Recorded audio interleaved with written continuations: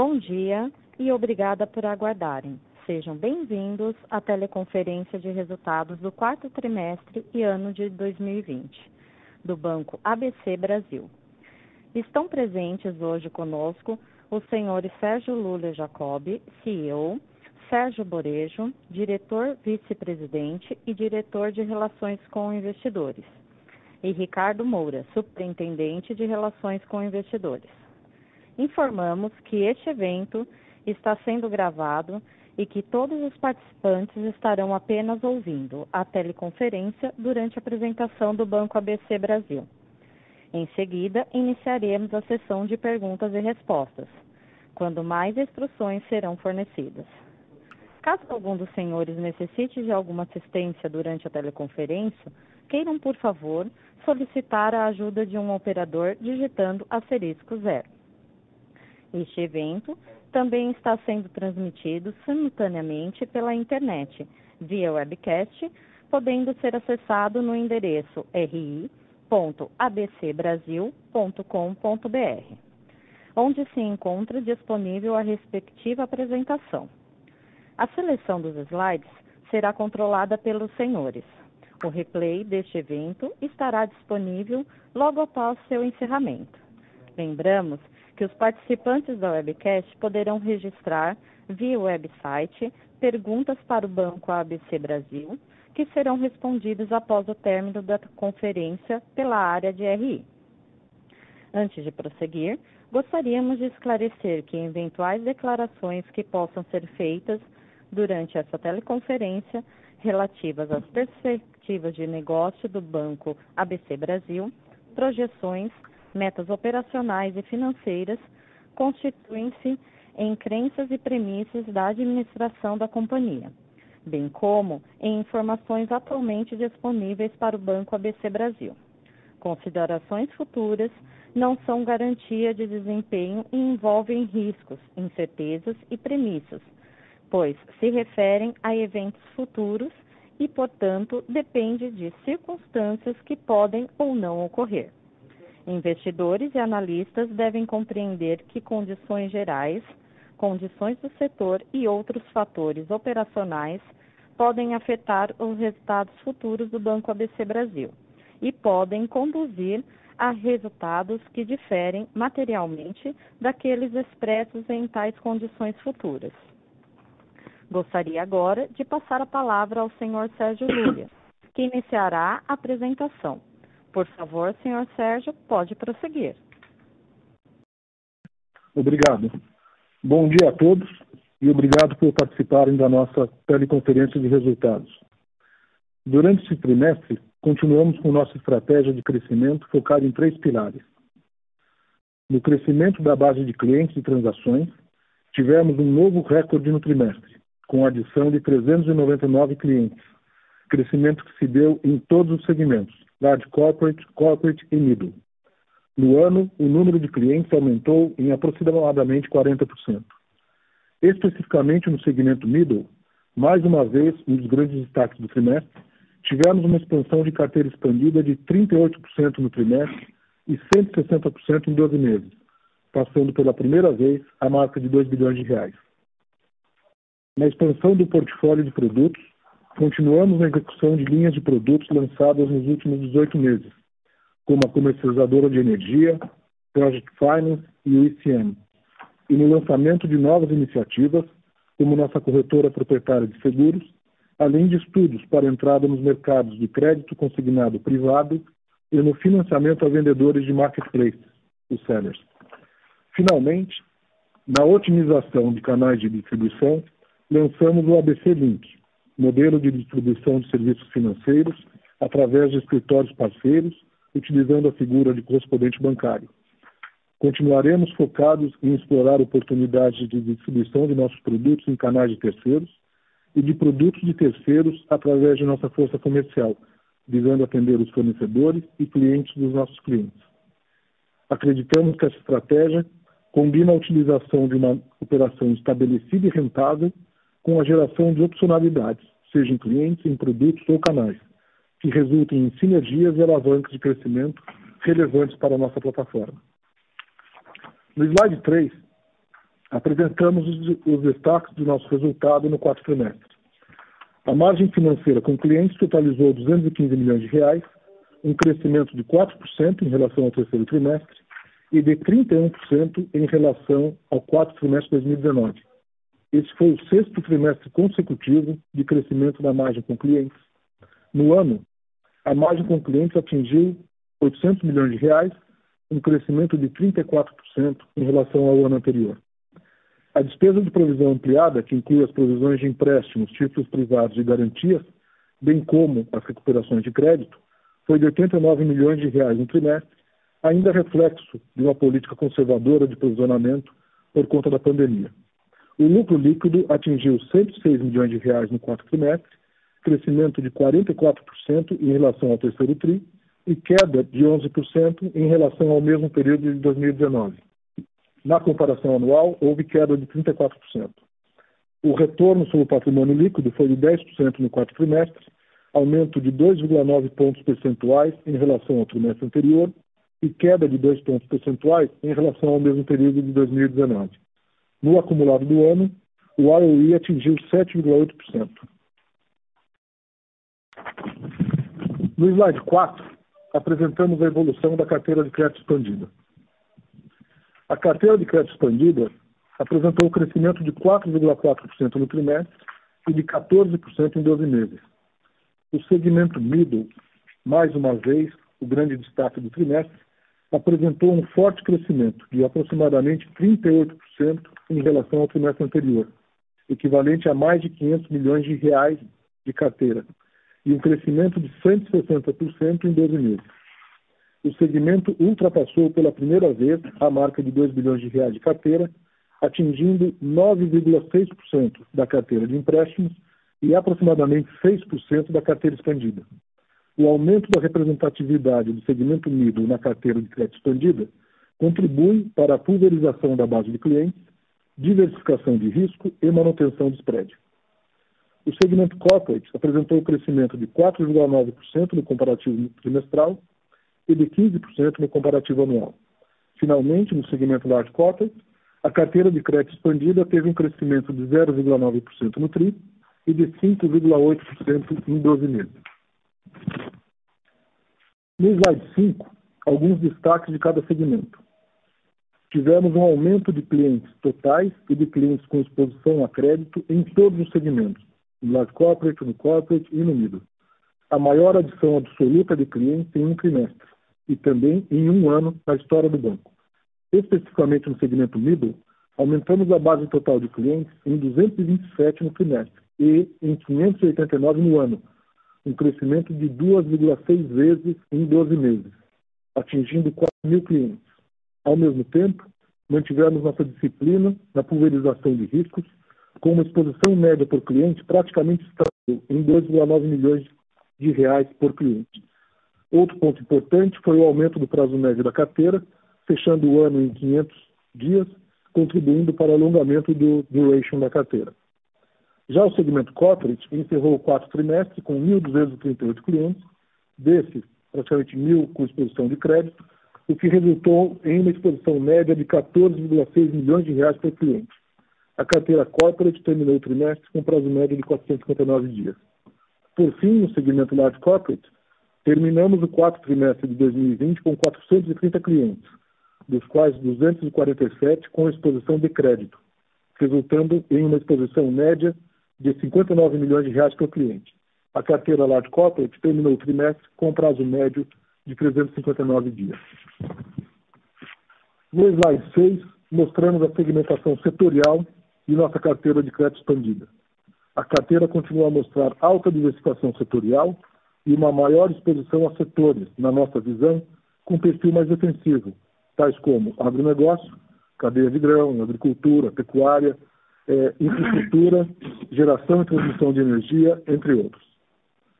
Os setores com maiores aumentos relativos de participação durante o período foram comercialização e distribuição de energia, com aumento de 1,6 pontos percentuais, geração de energia, aumento de 0,9 pontos percentuais, enquanto os setores com maiores reduções foram cadeias de grão, menos 0,8, e bancos, menos 0,6%.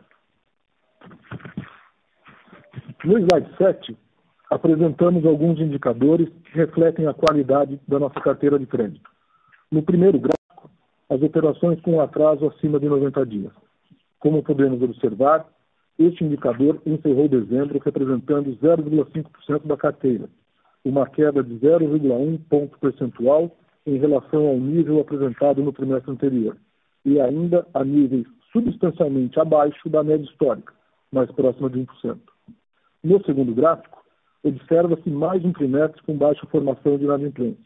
Até o momento, com a informação que temos disponível, lembrando que o ambiente tem sido muito dinâmico, a performance de formação de inadimplência continua a mostrar um nível de atrasos bastante comportado. No slide 8, em seu primeiro gráfico, observamos que o saldo de PDD representou 2,8% da carteira de empréstimos no final do quarto TRI, queda de 0,2 ponto percentual em relação ao trimestre anterior, principalmente devido aos segmentos large corporate e middle. No gráfico inferior, apresentamos o índice de cobertura. Na continuidade de uma abordagem cautelosa e preventiva, o banco continuou a reforçar o seu nível de provisionamento no trimestre, mesmo não experimentando um aumento relevante no volume de operações em atraso. Isso resultou em um novo aumento do índice de cobertura da carteira, atingindo 581%. No slide 9, continuamos com a análise da qualidade da carteira de crédito. Podemos observar no primeiro gráfico que as despesas de PDD atingiram 36 milhões de reais no quarto trimestre, uma queda de 44% em relação ao trimestre anterior e de 24% em relação ao mesmo período de 2019. Este custo de crédito representou 0,7% da carteira de empréstimos, 2082, uma queda de 0,7 ponto percentual frente ao trimestre anterior. O segundo gráfico, por sua vez, apresenta o percentual de empréstimos classificados entre D e H, que foi de 4,4% da carteira de empréstimos ao final de dezembro, uma queda de 0,8 pontos percentuais em relação ao trimestre anterior e aumento de 0,2 em relação ao mesmo período de 2019. No slide 10, apresentamos a evolução do saldo de créditos renegociados. O saldo de créditos renegociados passou de 201 para 212 milhões de reais, aumento de 5,5% e correspondente a 1% da carteira de empréstimos, índice abaixo da média histórica.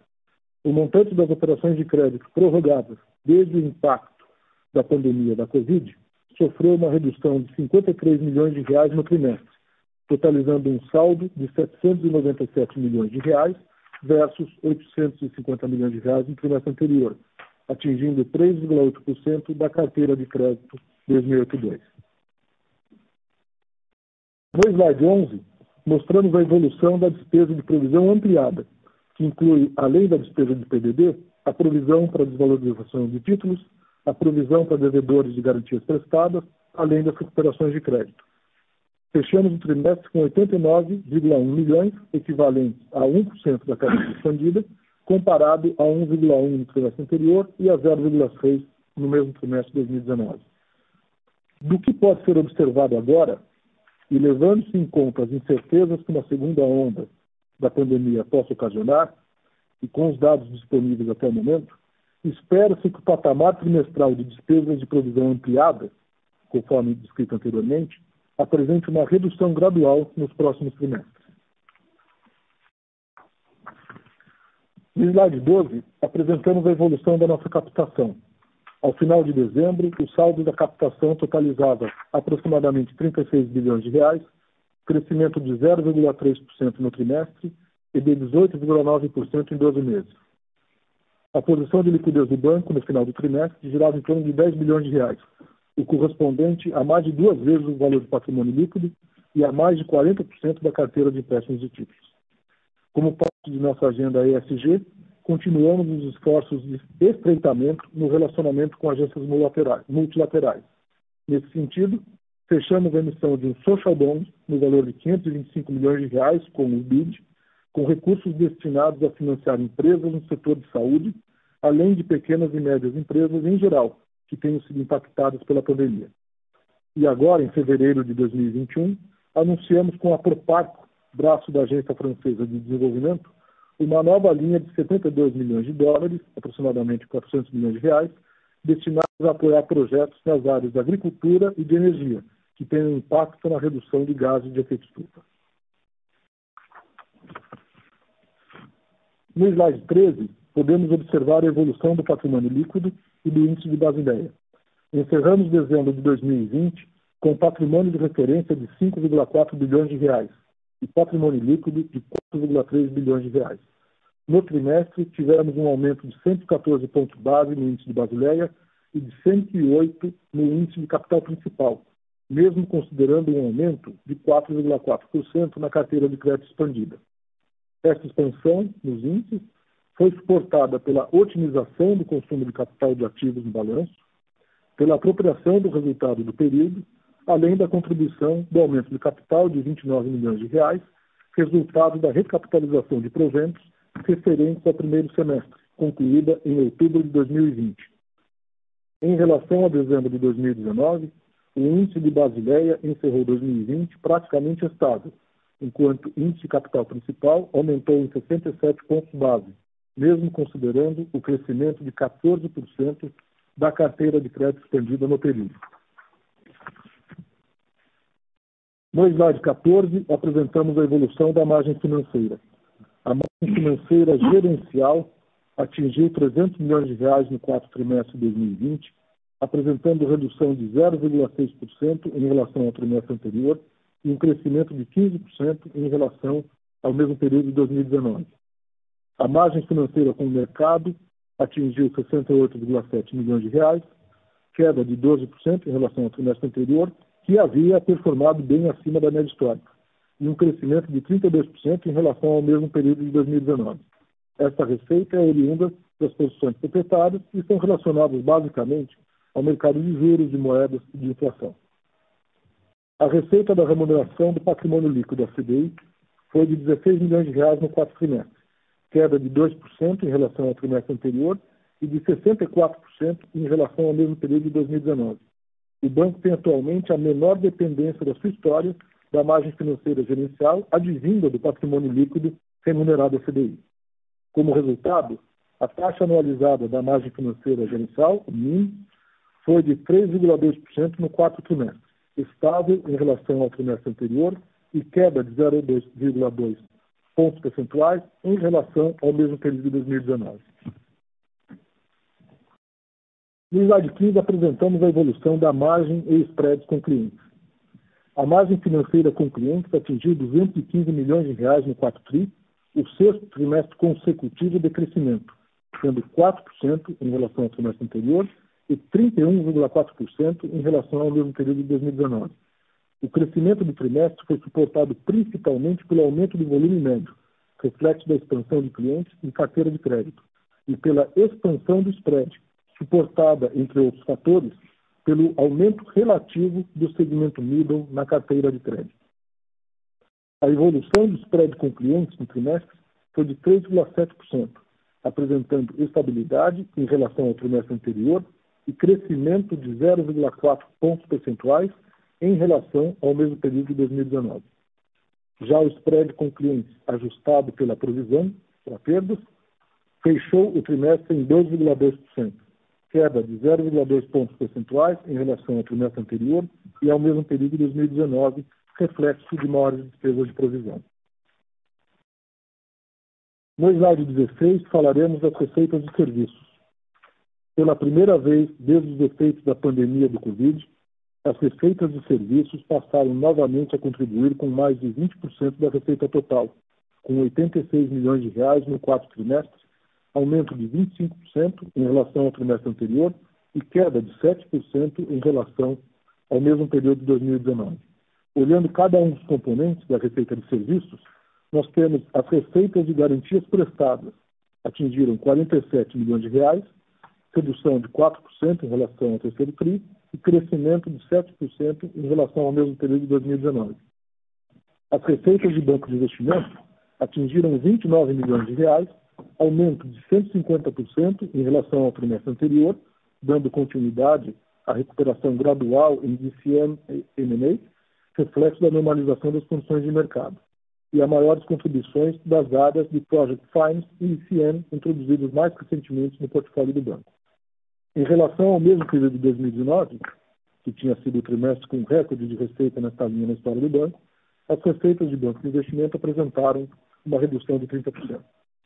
Finalmente, as receitas de tarifas atingiram 10 milhões de reais no 4TRI, um crescimento de 29% em relação ao trimestre anterior e de 65% em relação ao mesmo período de 2019, resultado de aumento no número de clientes e transações.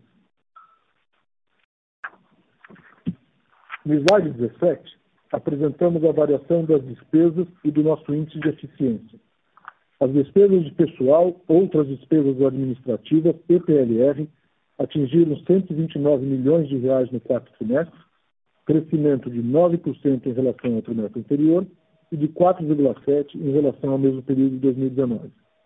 Apesar das expectativas no início do ano de 2020 e de um aumento significativo das despesas, em função principalmente do aumento do número de colaboradores, crescimento de 14,5% do número médio de colaboradores em 2020 versus 2019, e dos investimentos em tecnologia para possibilitar a implementação da estratégia de médio prazo do banco.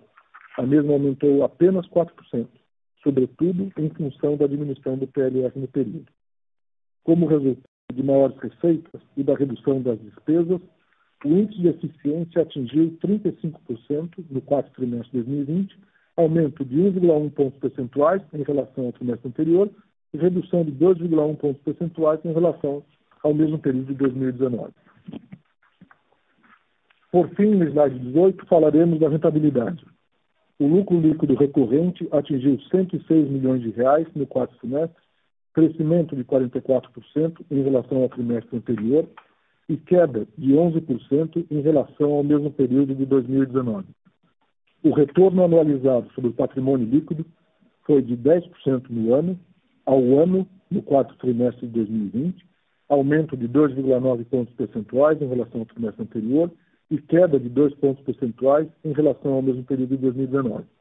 Além dos fatores impulsionadores da rentabilidade já relatados anteriormente, o quarto trimestre foi positivamente impactado pela flexibilização do Banco Central na distribuição de proventos, anteriormente limitada a 25% do lucro líquido e agora ajustada a 30%, retroativamente para todo o ano de 2020.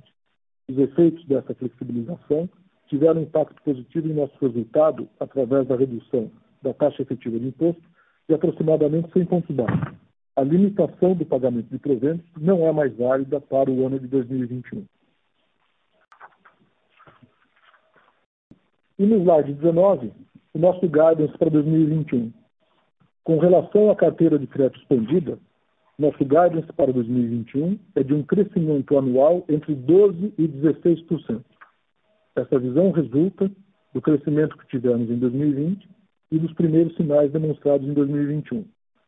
Com relação à nossa carteira de crédito no segmento middle, esperamos um crescimento anual entre 45% e 55%. Lembrando que a carteira middle começa o ano com 2 bilhões de reais. Com relação ao guidance de crescimento anual de despesas, considerando despesas de pessoal, outras despesas administrativas e PLR, nosso guidance para 2021 é de um crescimento entre 16% e 18%. Este aumento de despesas está relacionado principalmente à continuidade da expansão da força comercial do segmento middle, as iniciativas estruturantes de tecnologia e inovação e a evolução de novas linhas de negócios, como a corretora de seguros e o consignado privado. Em resumo, essas projeções assumem a continuidade da expansão da margem com clientes, a redução das despesas de provisão a níveis mais próximos à média do ciclo de crédito, além da recuperação da receita de serviços e do fim do impacto da limitação de distribuição de proventos na taxa efetiva de imposto. Esses efeitos combinados tendem a gerar uma normalização no nível de rentabilidade de forma gradual e trazendo mais próximo à média histórica recente. Finalmente, continuamos confiantes em nosso modelo de negócios, na evolução das novas iniciativas que vêm sendo implementadas desde 2019, já contribuindo com resultados concretos no ano de 2020. Esses são os destaques que gostaríamos de apresentar. Agora ficamos à disposição para responder as perguntas dos participantes dessa teleconferência. Muito obrigado.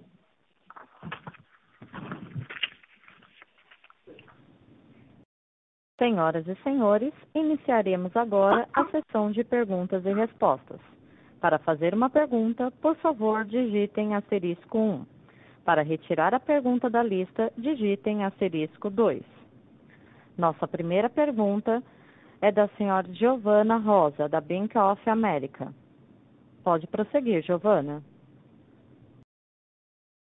Oi, bom dia a todos. Obrigada pela oportunidade de fazer perguntas. Eu tenho 2 perguntas. A primeira é em relação à qualidade de crédito.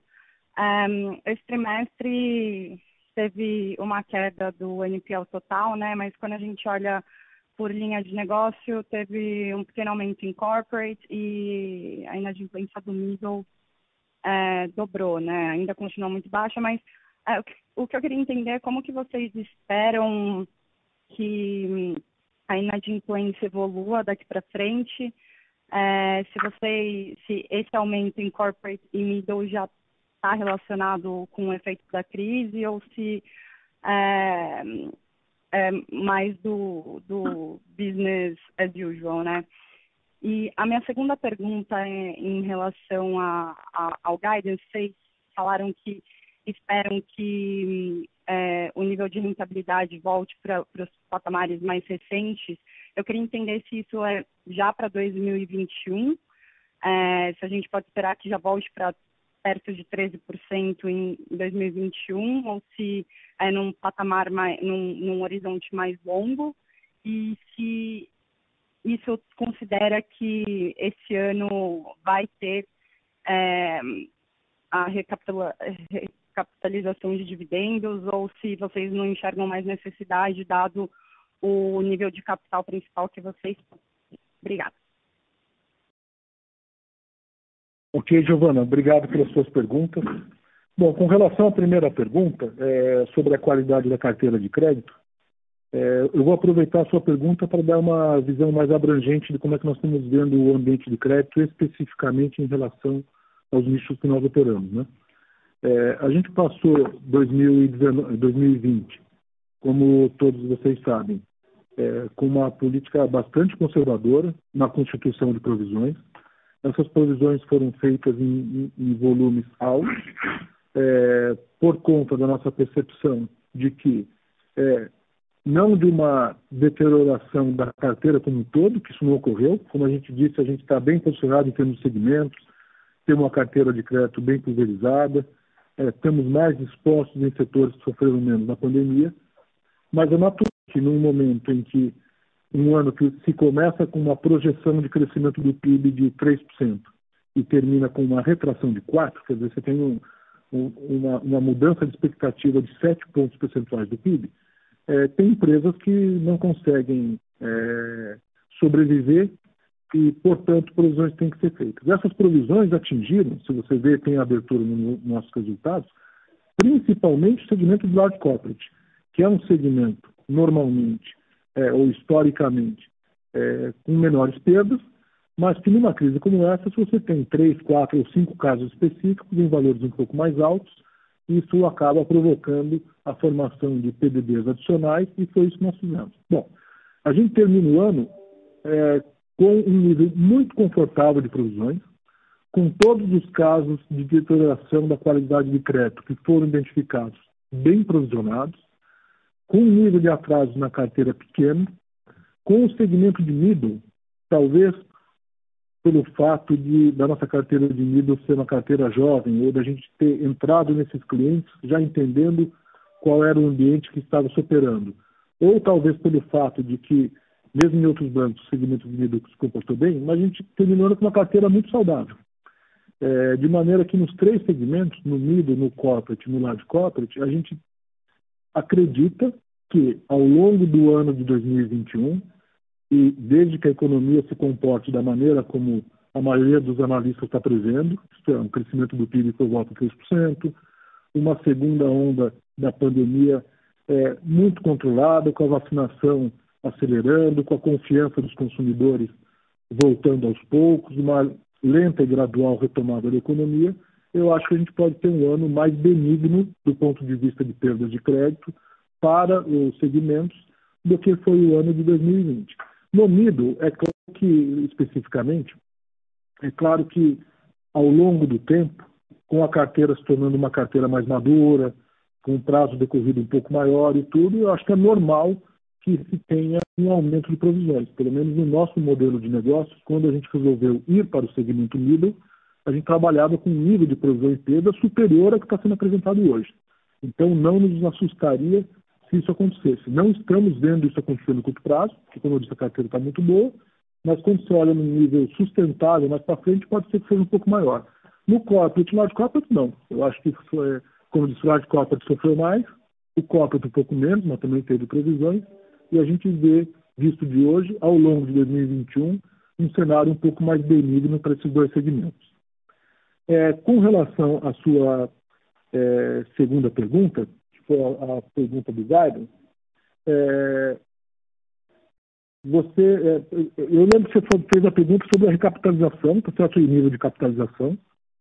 Eu posso dizer que de hoje, a gente terminou o ano com um nível de Basileia muito parecido com o nível de Basileia de 2 meses atrás, porém com um capital nível 1 superior ao que era e um capital nível 2 um pouco abaixo.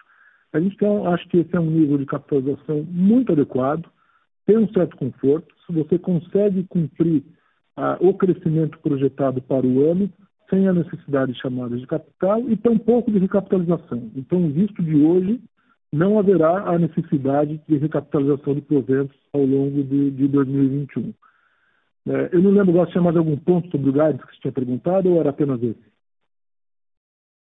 Não, o segundo ponto é que vocês falam que esperam que a rentabilidade volte para o nível do histórico mais recente. Então, eu queria saber se a gente pode esperar isso já para 2021 ou se para um horizonte um pouco mais longo. Olha, eu acho assim, a renta, você tem alguns, vamos lá, você tem alguns fatores que impactaram a nossa rentabilidade mais fortemente nos últimos períodos, né? Um dos fatores, que é claro para todos, é a queda da taxa Selic. Tá certo? Como a gente mesmo apresentou ao longo da conferência, hoje nós temos uma dependência de taxa de Selic muito pequena, muito menor do que foi. Por outro lado, é consenso entre os analistas que a Selic atingiu a taxa mínima que deverá atingir e que, de agora em diante, o mais provável é que tenha um processo de aumento gradual da taxa Selic. Então, esse fator especificamente da taxa Selic, ele deixa de prejudicar os resultados e passa, ao longo do tempo, a beneficiar novamente, dependendo do ritmo que for imposto pela autoridade monetária. Esse é um ponto. O segundo ponto que atrapalhou a rentabilidade nos últimos anos, no último ano especificamente, foi o aumento das provisões para crédito. Esse eu já expliquei agora há pouco, então está claro que a gente está vendo um cenário um pouco mais benigno, olhando daqui para frente. O terceiro ponto que tem é a restrição ao pagamento de dividendos, tá certo? Que foi imposto ano passado pela Resolução 4.820. Isso acabou impondo às instituições financeiras, vamos dizer, a restrição à utilização da dedução do juros sobre capital próprio previsto em lei, e essa restrição acabou em dezembro de 2020. A nossa expectativa é que não retorne em 2021, então esse fator também não estará presente. E aí você tem a atividade normal do banco. A atividade normal do banco em que eu acho que aí você tem dois fatores principais. Um que é transformacional a médio prazo, já começa a ter alguns efeitos para 2021, mas esse efeito é cumulativo ao longo do tempo, é o aumento da participação do middle market no mix total.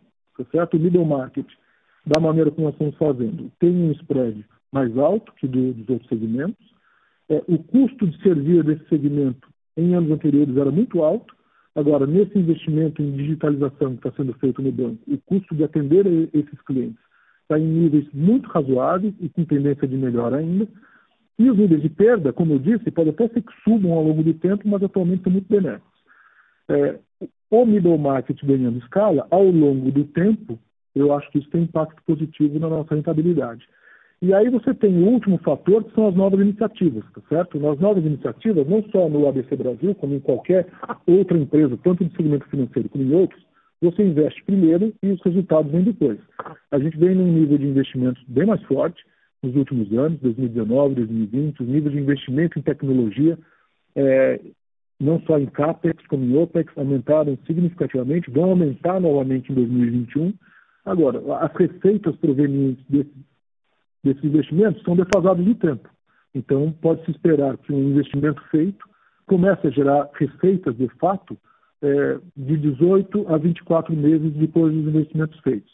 Então, ao longo deste ano, a gente já está, por exemplo, com a comercializadora de energia, que começou a operar no ano passado, ela já está em break-even, esse ano deve dar algum resultado positivo. As iniciativas de ICM Project Finance, a mesma coisa. Tiveram as primeiras operações feitas em 2020, esperamos que ganhem alguma escala em 2021. E, por outro lado, vamos ter o lançamento de novos produtos, que são a corretora de seguros, esse é mais simples, já está sendo estruturado, solicitação sendo feita ao Banco Central, e estamos estruturando uma operação de crédito consignado privado para atender aos colaboradores dos nossos clientes. Essas duas iniciativas, ao longo do ano, devem apresentar mais despesas do que receitas. Então, eu quis te dar essa resposta mais ampla para você entender o seguinte: tem fatores conjunturais que afetaram o nosso resultado em 2020 que não estão mais presentes. Então, só por conta disso, você já inicia o ano num ritmo de rentabilidade superior àquele de 2019.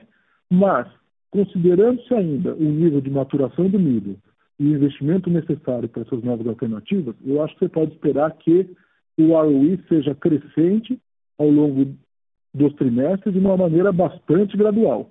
Não esperamos um grande salto de rentabilidade também nos trimestres seguintes. Tá ótimo, obrigada, Lúlia.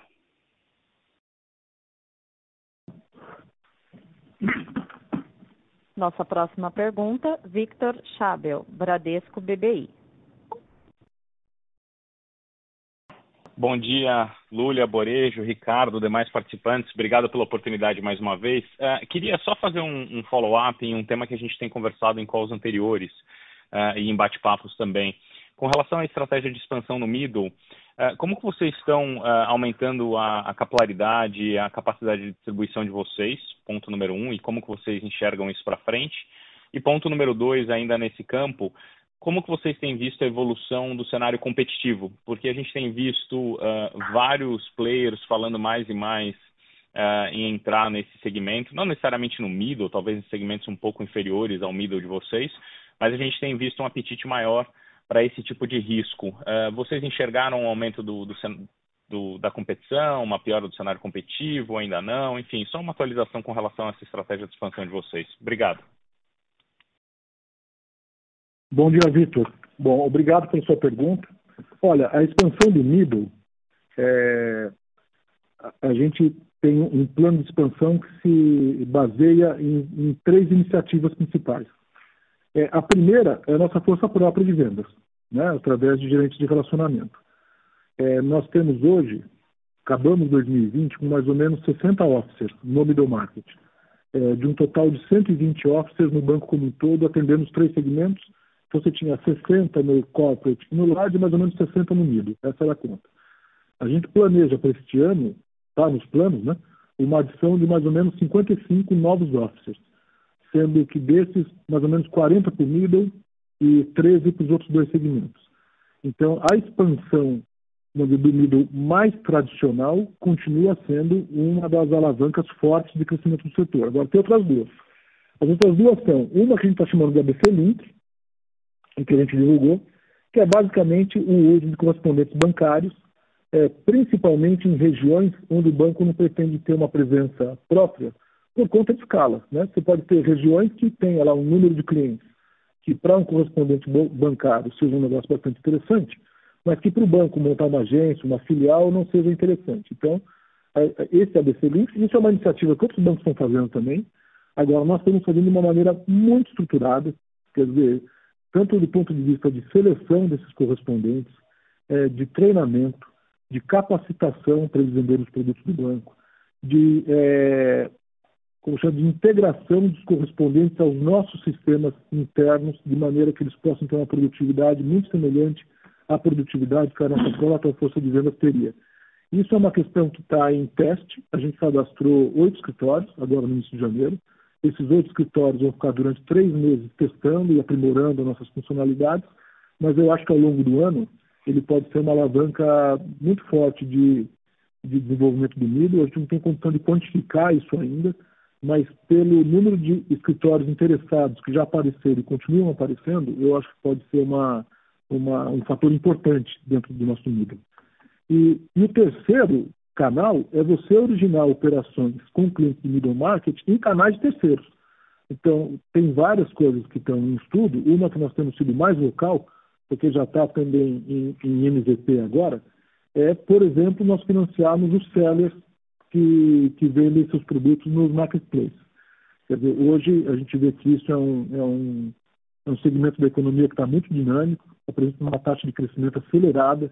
O número de sellers nessas plataformas tem aumentado de maneira impressionante e, conversando com os marketplaces, que são, a maioria deles, clientes bons e antigos do ABC Brasil, os marketplaces mostram que se você tiver o financiamento adequado para esses sellers, dando a eles o fôlego que eles precisam para vender nas plataformas, isso é bom para o seller, obviamente, é bom para a plataforma também, e é bom para o banco, porque o banco, ao ofertar o crédito nessa plataforma, ele tem acesso não somente às informações tradicionais de crédito que são utilizadas para estabelecimento de limite, como todas as informações dos fluxos de venda, nível de aceitação de cliente, etc., que são fornecidos pelo marketplace.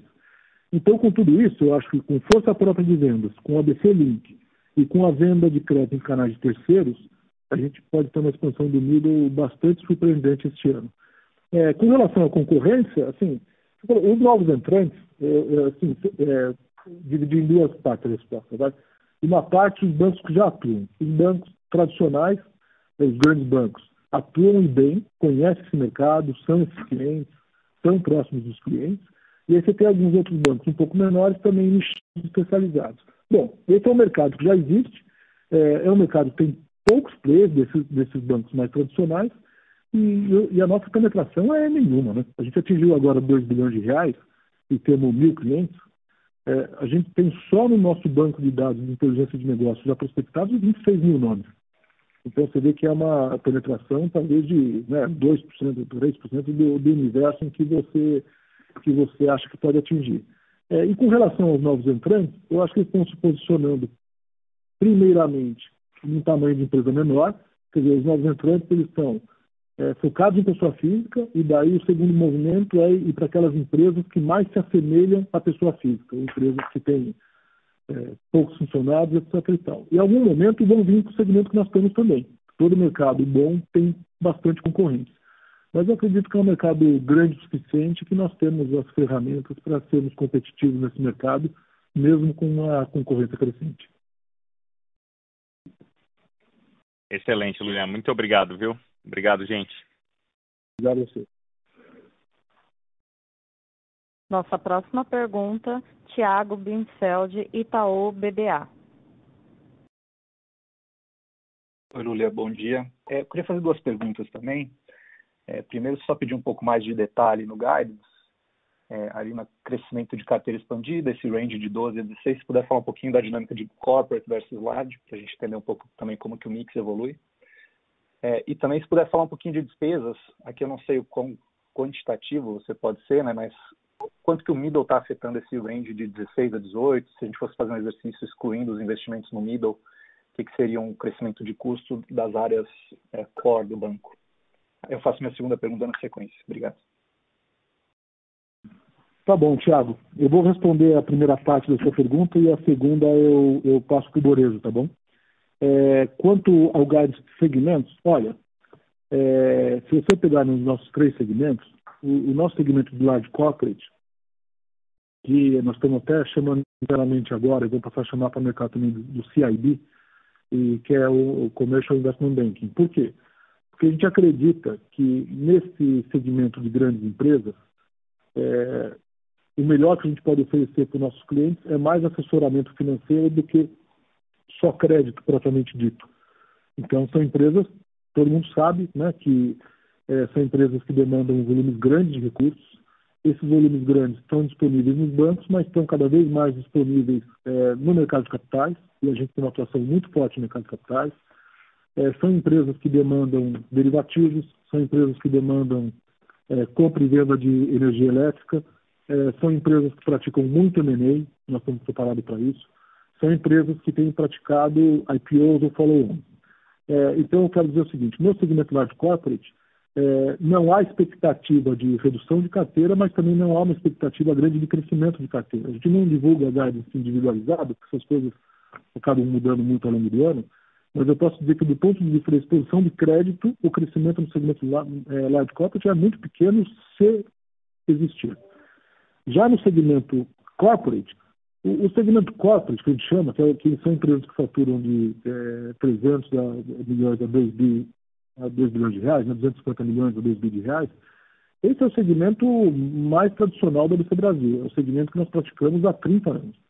E são segmentos que têm empresas muito diferentes, porque uma empresa que fatura 300 ou 400 milhões de reais é diferente de uma que fatura 2 bilhões, mas mesmo assim esse é o segmento que, até por estar no meio do caminho, entre o middle e o large, ele apresenta características dos dois. Então, por um lado, ele é um segmento que é muito demandante de crédito, e crédito a spreads razoáveis, empresas que demandam um entendimento da situação de crédito com uma análise mais aprofundada, isso a gente é muito bom de fazer.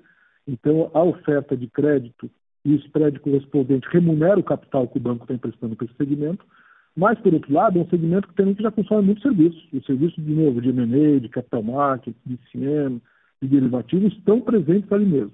Então, nesse segmento, vamos dizer assim, nós não temos um guidance, mas eu imagino que você possa imaginar um crescimento de 14%, 15% no ano, que é o crescimento que nós temos apresentado nos últimos anos nesse segmento. E depois tem o middle, que a gente botou um guidance específico, né? Então, isso está mais claro.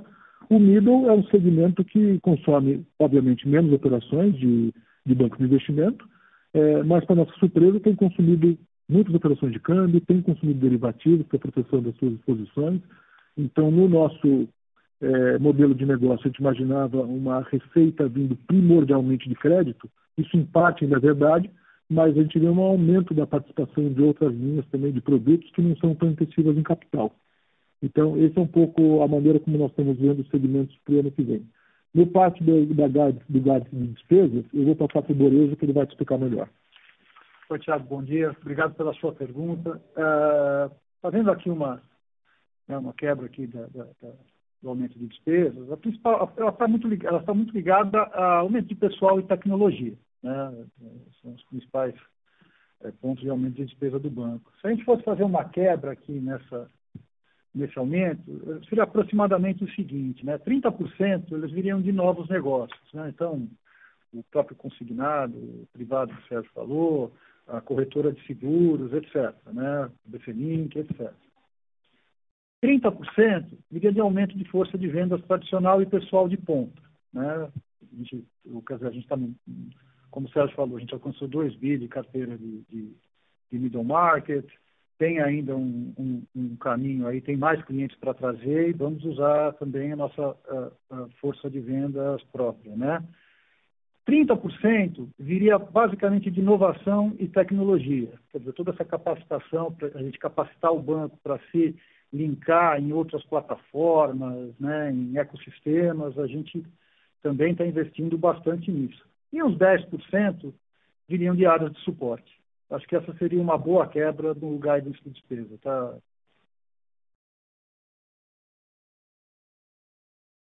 Tá super claro, Borejo e Lúlia, obrigado pelas respostas. Aí, se vocês me permitirem mais uma pergunta, na verdade vocês já começaram a entrar no assunto agora nessa resposta, é só na estratégia do consignado. Eu sei que talvez seja um pouco cedo para falar tamanho de carteira que vocês podem ter aqui, mas qualquer cor que vocês puderem nos ajuda aqui a modelar essa iniciativa também. Em relação a custos, que é que vocês já começaram a falar também, eu olhava para isso meio como uma operação com custo variável, né, com comissionamento para distribuição de terceiro.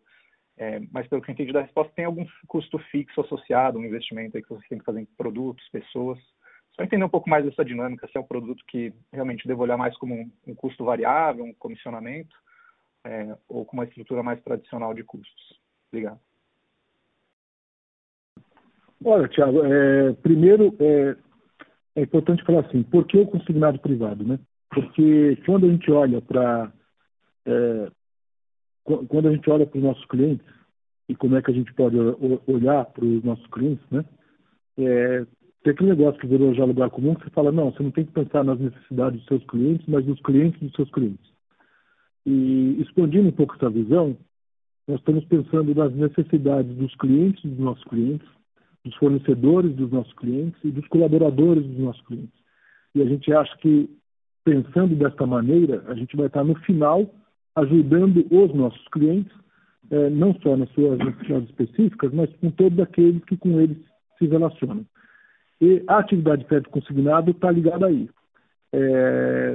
Por outro lado, do ponto de vista de risco e de análise de crédito, o crédito consignado privado, ele é um tipo de atividade que envolve simultaneamente a análise de risco do tomador final, mas também da empresa na qual ele trabalha.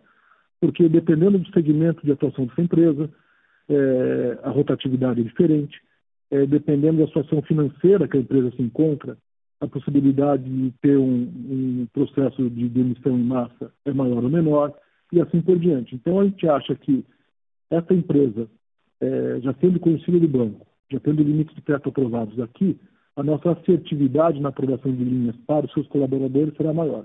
Por outro lado, também, a gente já tem um canal estabelecido, tá certo? Eu imagino que, dado o nível de aceitação e que a gente tem de satisfação que nossos clientes têm conosco, não vai ser difícil para nós conseguirmos que esses clientes nos qualifiquem como um dos bancos para oferecer essas soluções para os seus colaboradores. Agora, que tipo de solução vai ser essa?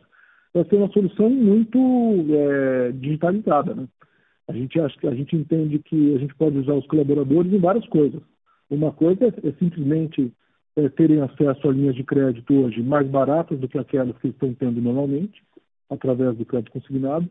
Outra coisa é eles poderem financiar necessidades específicas, como realização de cursos, ou como educação, ou como troca de moradia, ou como aquisição de veículo, ou o que quer que seja. Essas coisas todas a gente pretende fazer com um uso muito intensivo de tecnologia e um uso menor de força humana. Agora, claro, você tem que ter uma equipe aqui para montar esse produto, para desenvolver os códigos, para desenvolver os interfaces, e uma equipe comercial para visitar as companhias, para interagir com os recursos humanos, com as áreas de recursos humanos das companhias, que é muito importante, para dar um bom atendimento a elas, e para dar, obviamente, o atendimento à força final. Mas não é um esquema de comissionamento. Nesse caso, é a força própria do banco, com uso intensivo de tecnologia, mas fazendo o interface com os recursos humanos e com os colaboradores das companhias. Para este ano, eu não tenho condição ainda de dar nenhum guidance, porque essas coisas estão sendo desenvolvidas ainda, né? A gente pretende, no segundo semestre, já estar gerando algum tipo de receita, mas com certeza é um negócio que no ano ainda é negativo do ponto de vista de receitas e despesas para o banco. Agora, para 2022, aí sim, com o business já rodando, o produto funcionando, sistemas testados e tudo, a gente vai ter condição de dar um disclosure um pouco maior para o mercado. Tá ótimo. Muito obrigado. Próxima pergunta, Yuri Fernandes, Banco JP Morgan. Bom dia, Lúlia, Borejo, Ricardo. Obrigado pela oportunidade. Eu tenho uma primeira pergunta sobre o guidance de middle, né, o guidance de SMI. Eu acho que 45 a 55 que vocês colocam, que dá um crescimento no ponto médio de 50, né? E se a gente vê a carteira que vocês terminaram o ano em 2 bilhões, isso implica talvez a carteira terminando 2021 próximo de 3 bilhões, né? Isso dá um net addition de 1 bi, que é menor do que o que vocês tiveram em 2020, né? Que vocês cresceram de 800 milhões para esses 2 bi, então 1,2 de net addition na carteira. E eu sei que a carteira middle ela tem um prazo médio maior, né? Então a minha dúvida aqui, acho que para o guidance, é se esse guidance não seria talvez muito conservador, né? Porque é o que vocês têm comentado no call, vocês têm feito vários investimentos e me parece um pouco de desaceleração versus o ano de 2020. Então, eu queria entender um pouquinho mais a dinâmica dessa do guidance de crescimento para middle. Essa é a primeira. A pergunta que eu tenho é sobre margem. Acho que o NII de vocês tem sido espetacular, né? Vocês têm crescido muito acima dos peers, assim, acho que é óbvio que trazido pelo crescimento de volume e pelo mix, mas se vocês puderem comentar um pouquinho qual que é a visão de NII, de margem, né, para 2021, assim, se a gente deve continuar essa dinâmica forte por Selic, até se vocês querem dar alguma sensibilidade para a gente, mas assim, acho que o bottom line de margem, a gente tirar o NII crescendo acima da carteira expandida para 21, acho que faz sentido pensar isso. E é isso, pessoal. Obrigado. Tá bom, Yuri. Eu vou responder a primeira pergunta sobre o middle e o Borejo responde a segunda sobre a margem. Bom, do middle, tem razão, assim, primeiro 2020 foi um ano excepcional, né? Foi um ano que nós crescemos, de fato, 1 bilhão e 200 a carteira, como você colocou, muito concentrado na segunda metade do ano, né? Porque durante a primeira metade a pandemia fez com que a gente segurasse um pouco essa expansão, mas também teve um vento a favor grande que foi a linha do FGI. E essa linha fez com que muitos clientes que a gente já tinha prospectado, já tinha linhas aprovadas e tudo, a gente pudesse dar créditos adicionais baseados nessa linha que foi disponibilizada, e acho que era essa a intenção mesmo do governo estabelecer a linha, e foi muito bem atendido. Em 2021, esse vento a favor deixa de existir e, por um lado, a gente já começa o ano com uma carteira maior. Eu posso dizer o seguinte, eu estou torcendo para a sua pergunta ser verdadeira, porque a gente tem um guidance conservador ali. Agora, esse guidance ele foi construído basicamente pensando na expansão do middle e utilizando a força comercial própria. Então, quando eu respondi anteriormente para o Vitor, né, que a gente pensava a expansão do middle usando 3 forças, que é a força própria, o ABC Link, que são os correspondentes, e o Credit to Sellers, como essas outras 2 iniciativas são coisas ainda que estão em teste e que a gente não sabe qual o nível de aderência que vai ter, a gente não colocou no guidance. E o guidance se refere exclusivamente à força própria de vendas. Se essas 2 iniciativas se provarem vencedoras, né, aí sim podemos ter uma surpresa positiva, mas a gente preferiu não colocar isso ainda no guidance. E na questão da margem, eu vou passar agora para o Borejo. Oi, obrigado pela sua pergunta. Acho que o entendimento é esse mesmo que você falou, né? A partir do momento, né, que a carteira de middle market ela passa a ter uma representatividade maior na carteira do banco, né, a tendência é que a margem suba, né? Então a gente viu isso agora no segundo semestre, né? Mas essa carteira também veio sendo construída. Como a gente já sai de 2 bilhões de carteira e como está descrito no próprio guidance, né, o crescimento da carteira de middle market ele tende a ser maior que o demais carteiras, né? A tendência é que você tenha um acréscimo na margem, sim.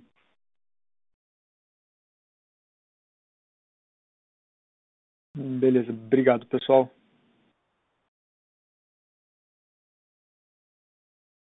Lembrando que para fazer perguntas, basta digitar *1.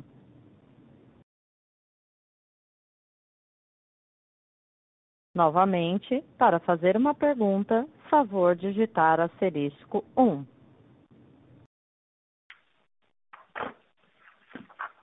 Encerramos neste momento a sessão de perguntas e respostas. Gostaria de passar a palavra ao senhor Sérgio Lulia para as considerações finais. Por favor, senhor Sérgio, pode prosseguir. Gostaria de agradecer a todos pela participação nessa teleconferência. Eu acho que nós temos um ano com vários desafios para frente, mas estamos muito animados no atingimento desses desafios. E estamos todos nós aqui à disposição de vocês para qualquer dúvida que vocês possam ter. Um abraço a todos.